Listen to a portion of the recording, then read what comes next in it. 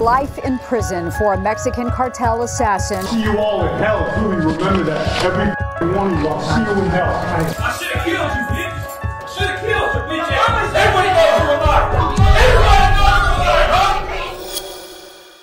Lorsque vous travaillez pour le diable, il y a un prix à payer. Et pour ces membres du cartel, le tribut de leur péché est devenu une symphonie obsédante. Alors rejoignez-nous pour examiner 10 membres du cartel réagissant à leur condamnation à perpétuité et au sort de leurs crimes. Numéro 10. El Chapo.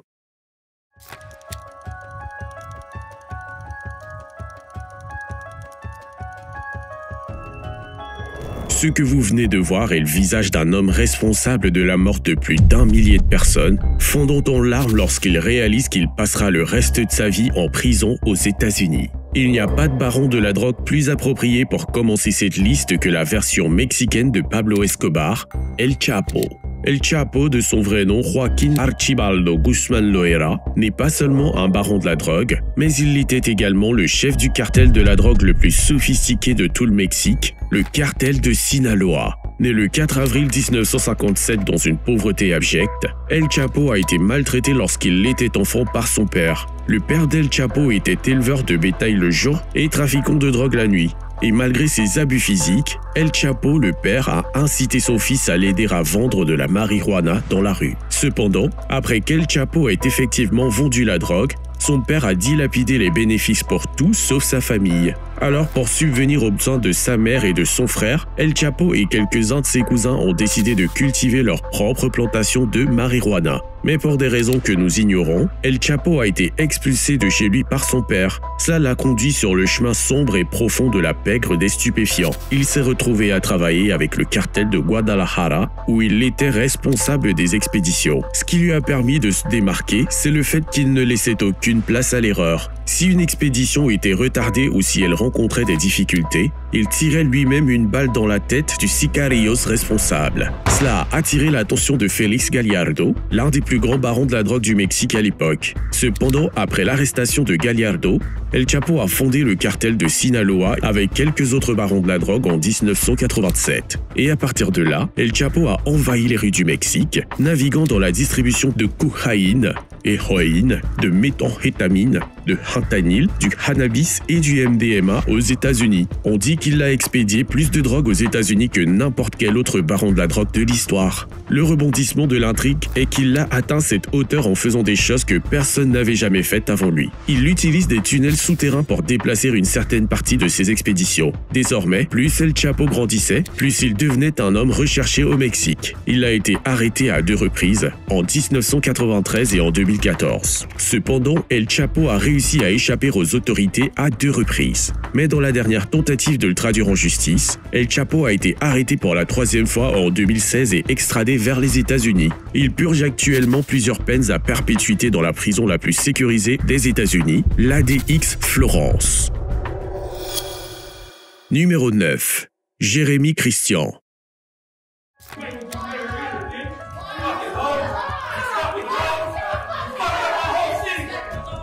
Il s'agissait de Jérémy Christian, membre du groupe suprémaciste blanc appelé Ku Klux Klan ou KKK. Le gouvernement des États-Unis considère le KKK comme une organisation terroriste subversive et il y a de bonnes raisons à cela. Leurs cibles principales sont les Afro-Américains, les Hispaniques, les Juifs, les Latinos, les Américains d'origine asiatique et les catholiques, ainsi que les immigrés, les gauchistes et les homosexuels. Il y a eu 3 chapitres de ce clan, chaque chapitre pratiquant un niveau différent de brutalité contre ses cibles. Ils assassinent, bombardent, vandalisent et utilisent des discours de haine pour réprimer leurs victimes tout en s'efforçant de faire respecter ce qu'ils appellent la suprématie blanche. Aujourd'hui, Jérémy Christian, membre du KKK, a été condamné à la prison à vie pour le meurtre de 2 passagers d'un Tramax qui l'a poignardé à mort en mai 2017. Jérémy abusait verbalement de 2 adolescentes mineures, dont une afro-américaine et l'autre qui était immigrante de Somalie. Selon un témoin, Christian a déchaîné un torrent ignoble de propos sur la mise à mort de musulmans, de chrétiens et de juifs et a parlé de décapitation avant de crier « Rentrez chez vous, nous avons besoin d'Américains ici ». Ensuite, un navetteur nommé Namkai Meche a sorti son téléphone pour enregistrer ce qui se passait. Mais Jérémy ne voulait pas de ça. Alors il a saisi le téléphone de Namkai Meche, l'a jeté au sol et l'a brisé avec sa chaussure. Cela a évidemment conduit à une bagarre entre les deux où Jérémy a sorti un couteau, poignardant à mort Namkai Meche et un homme de 53 ans se tenant à ses côtés, nommé Ricky Best. Maintenant, cet homme mérite un Oscar au début de son procès. Il semblait sombre et en larmes à la pensée de ce qu'il avait fait. Mais ce n'était qu'une mascarade pour amadouer le juge à sa version de l'histoire. Et peut-être que ça aurait marché, mais après son dérapage envers la même fille afro-américaine dont il l'avait abusée verbalement dans le train, il était clair que cet homme n'avait pas sa place dans la société. Il l'a menacée, traité de pute et a dit qu'il l'aurait aimé la tuer.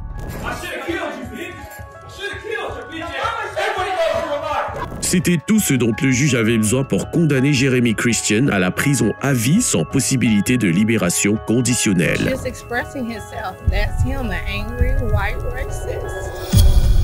Numéro 8. Marciano Milan Vázquez. A former member of the Zeta drug cartel said he witnessed 70 to 80 executions carried out by the Zetas in Mexico. Gustavo Rodriguez was testifying against Marciano Milan Vázquez, a man the government says was a major player in the cartel.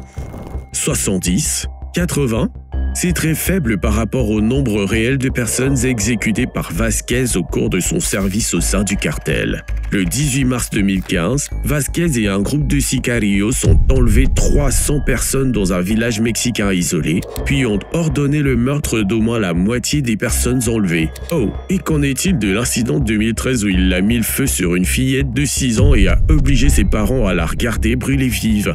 Ensuite, il a brûlé sa mère puis son père, a techniquement anéanti toute la famille en une seule journée. Vázquez était un leader régional de Los Zetas. Si vous avez entendu parler de Los Zetas, vous savez que ces types constituent l'une des organisations criminelles les plus dangereuses du Mexique et sont capables de choses que nous ne pouvons même pas comprendre. Je parle de décapitation de leurs victimes, de cannibalisme, d'éventration de parties de leur corps et de nourrir des animaux sauvages avec leurs victimes. Le chef de Los Zetas à l'époque s'appelait El Verdugo, ce qui signifie le bourreau. Cela devrait donner une idée à la brutalité de ces gars-là. Revenons donc à Vázquez. Vázquez était le gars qui avait le courage de faire tout ce qu'on lui disait et était aussi le gars qui condamnait les sicarios. Il était également impliqué dans les sales affaires de l'organisation. Il aurait travaillé main dans la main avec deux éminents hommes politiques mexicains, Humberto Moreira et son frère Rubén Moreira. Ensuite, Vázquez a coordonné les itinéraires de trafic de drogue utilisés par l'organisation Coahuila, engraissant presque chaque homme avec quelques billets de dollars pour garantir que les expéditions de Los Zetas se déroulent sans problème. Mais son histoire ne s'arrête pas là. Du trafic de drogue et du trafic d'armes à la vente illicite de pornographie et au trafic d'êtres humains, Vázquez a mis la main sur tout. Entre 2009 et mi-2015, Vázquez a brutalement assassiné de sang-froid environ 30 personnes différentes. Cependant, il a été arrêté le 15 juillet 2015 et condamné à 7 peines d'emprisonnement à perpétuité pour de nombreux chefs d'accusation.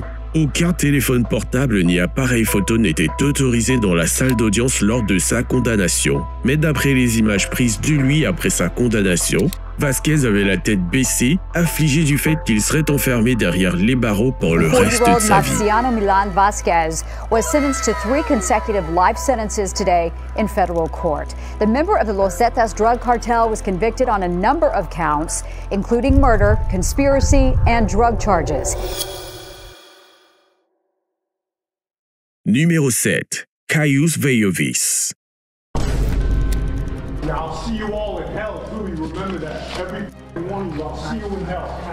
Il s'agit de Caius Veiovis. Il n'est pas particulièrement membre du cartel, mais il est membre du club de motards connu sous le nom de Hells Angels. Les Hells Angels ont été fondés le 17 mars 1948 à Fontana, en Californie, lorsque plusieurs petits clubs de motards américains ont convenu de fusionner. Cependant, même s'ils peuvent ressembler à un club innocent de l'extérieur, ces gars ont été associés à différentes infractions pénales et fédérales, allant du trafic de drogue aux opérations de prostitution. En mai 2019, un tribunal d'Utrecht aux Pays-Bas a rendu un verdict interdisant totalement l'accès aux Pays-Bas des Hells Angels. Même en Allemagne, certaines sections du club ont été interdites, un juge déclarant qu'elles étaient « un danger pour l'ordre public et l'état de droit ». Cependant, les membres du club affirment toujours qu'ils ne font pas partie du crime organisé et qu'ils ne sont que des passionnés de moto qui se sont joints pour faire de la moto ensemble. Eh bien, nous ne pouvons pas dire si c'est vrai ou non, mais prenons le cas de Caius Vejovic pour étude. Caius est né et a grandi à Pittston, en Pennsylvanie,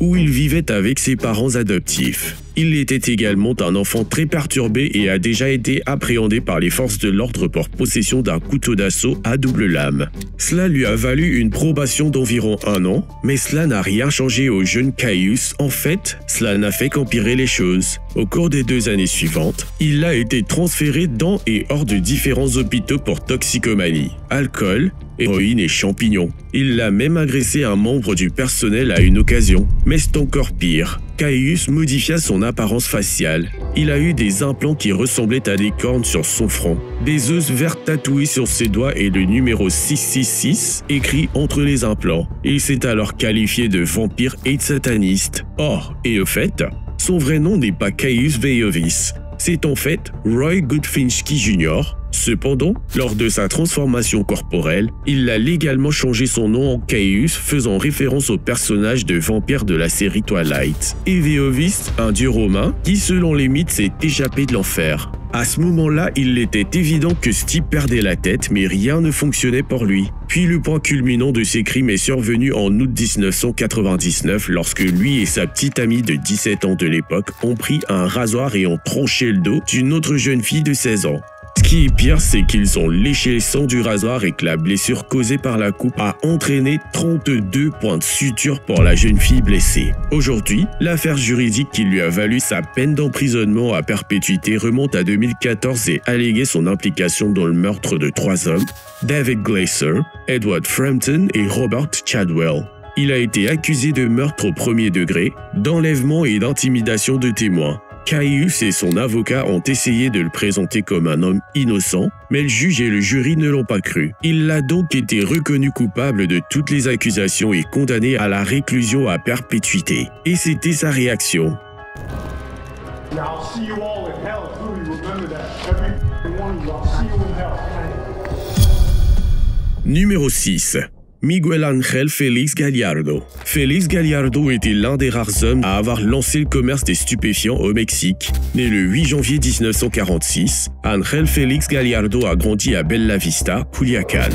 Et contrairement à d'autres trafiquants de drogue, Gallardo n'a pas grandi dans une pauvreté abjecte. Il est allé au lycée et a poursuivi ses études universitaires où il a étudié le commerce. Après l'université, il a rejoint l'agence fédérale de police judiciaire mexicaine, puis est devenu le garde de corps personnel du gouverneur de Sinaloa de l'époque, Leopoldo Sánchez Celis, où il a noué quelques liens avec des hommes politiques de premier plan pour créer une organisation de trafic de drogue. Il a fondé le cartel de Guadalajara dans les années 70 et a travaillé en étroite collaboration avec quelques cartels colombiens pour obtenir ses expéditions de stupéfiants. À son apogée, le cartel de Guadalajara engrangeait 5 milliards de dollars par an. Mais leurs problèmes et leur éventuelle chute sont survenus avec l'apparition d'un homme. Son nom, Enrique Kiki Camarena. Monsieur Camarena était un agent de la DEA qui a commencé à enquêter sur les affaires du cartel dans les années 80. Puis, après s'être rapproché de quelques membres de l'organisation Gallardo, il a obtenu des informations sur la plantation de marijuana du cartel et des informations supplémentaires sur les relations qu'entretenaient quelques politiciens de bas niveau dans le commerce de la drogue et son expédition vers les États-Unis.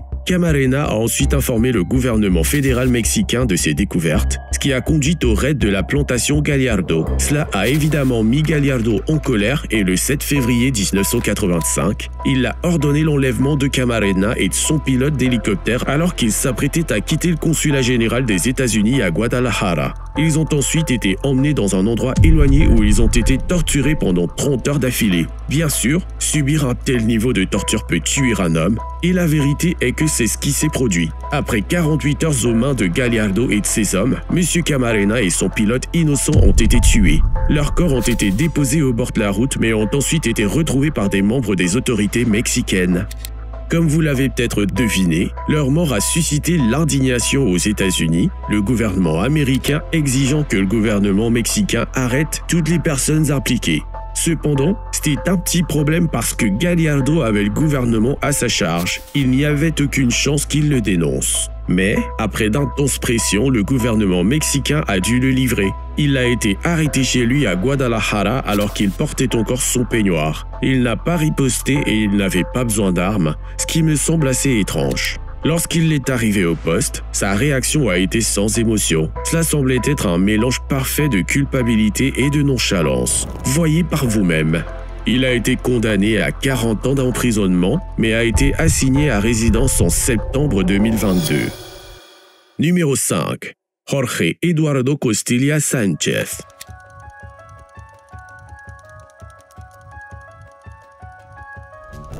Voilà la réaction raide de Costilla Sánchez sur son extradition vers les États-Unis. Quand on pense au plus grand baron de la drogue de tous les temps, quelques noms viennent à l'esprit, mais personne ne pense jamais à cet homme, Jorge Eduardo Costilla Sánchez, qui était sans doute plus impitoyable que certains des grands barons de la drogue auxquels on peut penser. Né le 1er août 1971 dans l'État de Tamaulipas, au Mexique, Costilla a débuté comme employé municipal régulier avant de se familiariser avec le trafic de drogue grâce à quelques amis. Puis, à la fin des années 90, il s'est lié d'amitié avec Osiel Cárdenas, alors chef du cartel du Golfe, qu'il a endoctriné dans le cartel et en a fait l'un des membres de haut rang en raison de son enthousiasme pour la violence. Cependant, en vue de faire du trafic de drogue du cartel un succès, Costilla et Cárdenas sont tombés sur 2 espions de la DEA qui sont descendus sur leur territoire pour surveiller les opérations de leur cartel. Ils voulaient tuer ces agents, mais ceux-ci leur ont rappelé les conséquences du meurtre d'un citoyen américain et d'un agent fédéral. Ils y ont réfléchi et ont décidé de laisser ces hommes vivre. Mais ils en subissent néanmoins les conséquences puisque le 14 mars 2003, Cárdenas est arrêté lors d'une fusillade avec des forces armées mexicaines. Le pouvoir du cartel a ensuite été transféré à Costilla qui a décidé de s'associer aux frères de Cárdenas, Antonio Guillen, ainsi qu'à quelques barons de la drogue. Mais croyez-moi quand je dis que ces hommes ont transformé le cartel du Golfe en une guerre civile avec leur lutte de pouvoir et leurs désaccords constants. C'est à cette époque que les Zetas se sont détachés du cartel et ont lancé une révolution contre ses anciens dirigeants. Ce fut l'une des guerres les plus sanglantes de l'histoire du Mexique, mais Némésis a finalement rattrapé Costilla lorsqu'il a été arrêté le 12 septembre 2012 dans un petit quartier de Tampico. C'était comme s'il savait que son temps était écoulé parce qu'il n'avait pas lutté ni résisté lors de son arrestation. Et avant cette arrestation, peu de gens savaient qui il était ni même à quoi il ressemblait. Seules 2 de ses photos étaient disponibles. Cependant, en 2015, il a été extradé vers les États-Unis et condamné à perpétuité, ce qui lui a clairement fait regretter. Numéro 4. George Gerald Thomas.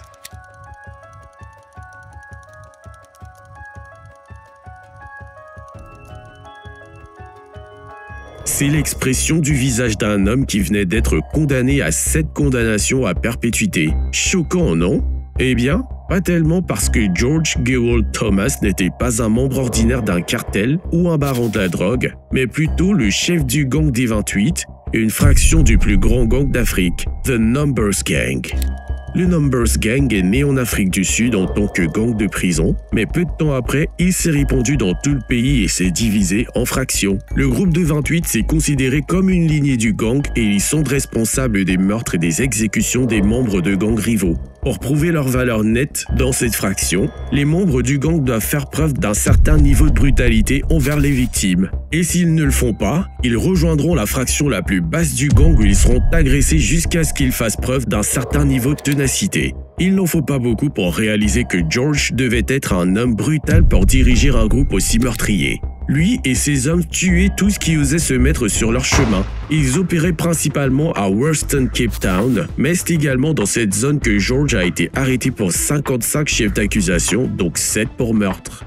Il a été placé à l'isolement, mais même pendant sa détention, on dit que Gerald a reçu plus de 33 000 appels téléphoniques alors qu'il continuait à ordonner l'exécution de différents membres de gangs rivaux. L'une de ses victimes était Curtis Esther Wiesen.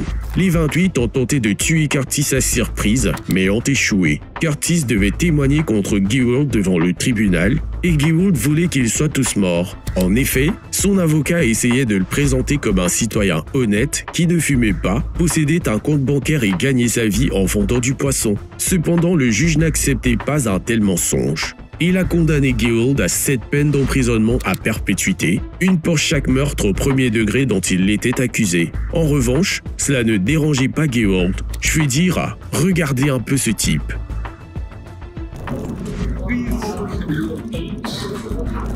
Cependant, après avoir passé quelques années en prison, son orientation a changé pour celle-ci.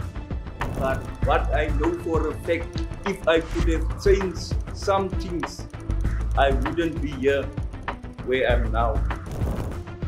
Eh bien, que puis-je dire? Je suppose que la dure vie en prison l'a finalement atteint. Numéro 3. Gilberto Rodríguez Orejuela. Si vous vous êtes déjà demandé qui a repris le marché de la cocaïne après la mort de Pablo Escobar en 1993, voici votre réponse. Gilberto Orejuela, alias El Ajedrecista, ou le joueur d'échecs, était un baron de la drogue colombien et cofondateur du célèbre cartel de Cali. Le cartel de Cali et le cartel de Medellín étaient en concurrence directe du vivant de Pablo Escobar, mais après sa mort, le cartel de Cali s'est installé sur leur territoire, réclamant à la fois leur main-d'œuvre et quelques de leurs actifs. Ce sont également eux qui ont expulsé la famille d'Escobar de Colombie en raison des menaces de mort qu'il leur avait proférées. À son apogée, le cartel de Cali fournissait 80% de la cocaïne expédiée aux États-Unis et 90% au marché européen de la cocaïne. Cependant, après à peine 2 ans au pouvoir, le cartel de Cali s'est effondré, ce qui s'est accompagné de l'arrestation de Gilberto Orejuela. Le 9 juin 1995, Orejuela a été arrêté par la police nationale colombienne lors d'une perquisition à Cali. Lorsque la police avait perquisitionné la maison quelques jours plus tôt, il s'était caché dans un meuble de la salle de bain creusé avec un réservoir d'oxygène et n'avait donc pas été vu. Cependant, il a ensuite été capturé et condamné à 15 ans de prison, dont il n'a purgé que 7 ans. Certains disent que c'était dû à ses relations, d'autres que c'était juste une question de chance, mais tout cela n'a pas eu d'importance lorsque Gilberto a été repris par les autorités colombiennes à Cali en 2004. Il a été immédiatement extradé vers les États-Unis et condamné à 30 ans d'emprisonnement pour complot en vue d'importer de la cocaïne aux États-Unis. Il n'existe actuellement aucune séquence officielle de sa procédure judiciaire, mais d'après sa réaction après son extradition vers les États-Unis, on peut presque dire que cet homme vivait dans le regret.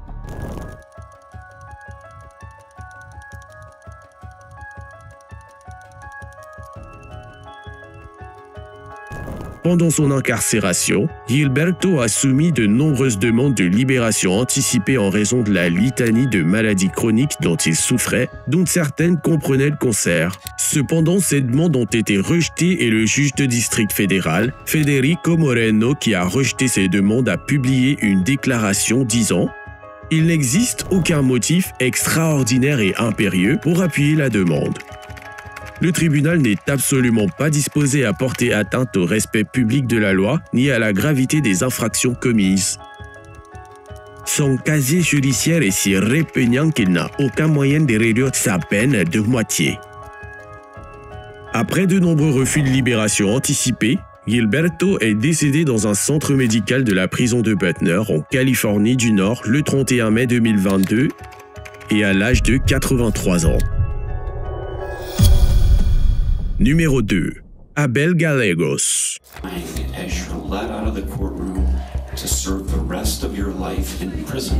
En 2018, mère de 2 filles, Simone Duran a rencontré sur les réseaux sociaux un homme de 36 ans qui s'appelait Abel Candy Gallegos. Les 2 personnes ont discuté et ont ensuite décidé de se rencontrer physiquement dans une maison de Denver avec un autre homme, René Francisco Rosales, et quelques autres personnes. Nous ne savons pas exactement pourquoi Duran a décidé de rencontrer ces personnes, mais quelle qu'en soit la raison, c'était la pire décision qu'elle ait jamais prise et elle l'a payé cher. Après avoir passé quelques temps dans la maison, Duran, Gallegos et Rosales ont quitté la maison ensemble, mais Rosales a pris un autre chemin pour se rendre chez lui. Resté seul avec Duran, Gallegos l'a attiré vers un parking à Colfax et Kipling, où il avait préalablement organisé une rencontre avec un autre membre de son gang simplement identifié comme Quintana. Et c'est là que commence la véritable histoire. Gallegos et Quintana ont commencé à agresser Duran et l'ont emprisonné à l'arrière d'une voiture avant de la conduire dans un endroit sombre et isolé de la zone. Une fois arrivés sur place, ils l'ont sorti du véhicule, tiré dessus 10 fois et laissé son corps sans vie étendu dans une mare de son propre sang.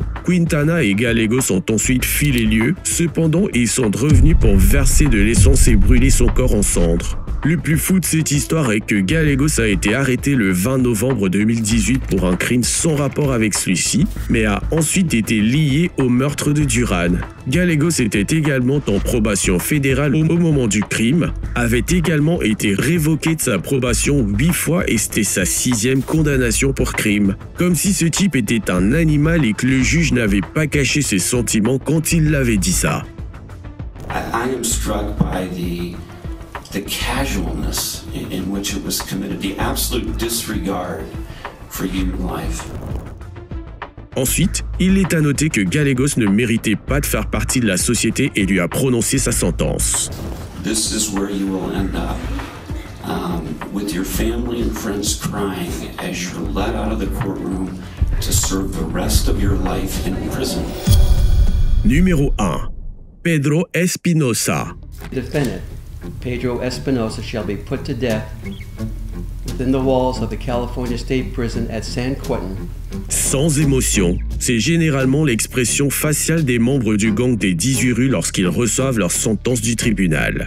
Dans ce cas, la vidéo que vous venez de voir est le visage de Pedro Espinosa, un membre du dit gang qui a tué un athlète de lycée parce qu'il portait un sac à dos rouge. La victime, Jamiel Andrew Shaw, le deuxième, était un étudiant du lycée de Los Angeles. Il jouait au football, au basketball, au baseball, au piano et courait sur piste. C'était un prodige et il avait un bel avenir devant lui. Ses parents l'ont guidé à chaque étape du processus avec sa mère, Anita Shaw, qui effectuait sa 2e mission en Irak au moment de sa mort. Le tueur, Pedro Espinosa, est né en 1999 et était un immigrant illégal aux États-Unis. Ses premiers démêlés avec la justice étaient en 2007 lorsqu'il a été arrêté pour détention d'armes à feu et agression contre un policier. Mais la plus grosse erreur a été qu'Espinosa ait été libéré de prison pour 4 mois le 1er mars 2008, alors que la police savait qu'il était un immigrant illégal. Je sais que c'est fou et bizarre, mais voici le problème.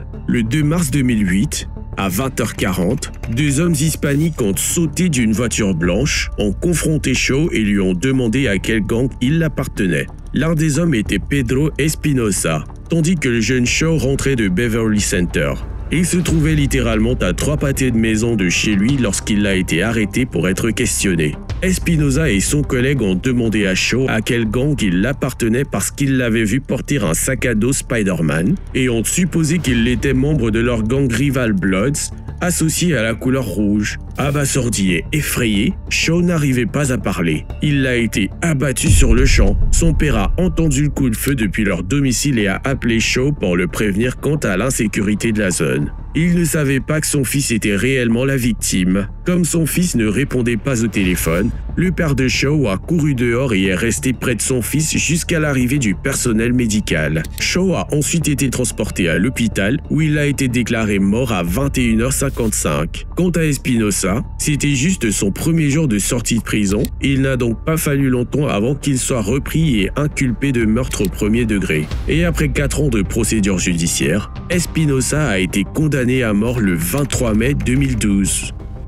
Defendant Pedro Espinosa shall be put to death within the walls of the California State Prison at San Quentin in the manner prescribed by law upon a date to be fixed by this court in a warrant of execution. Des profondeurs des ténèbres jusqu'au crescendo du châtiment, ces membres du cartel et ces gangsters ont vécu une danse avec le destin pas comme les autres. Et comme leurs histoires se mêlent à la justice poétique, il est amusant de voir à quel point ils ne pouvaient presque pas faire face à la même douleur qu'ils ont infligée à de nombreux civils innocents.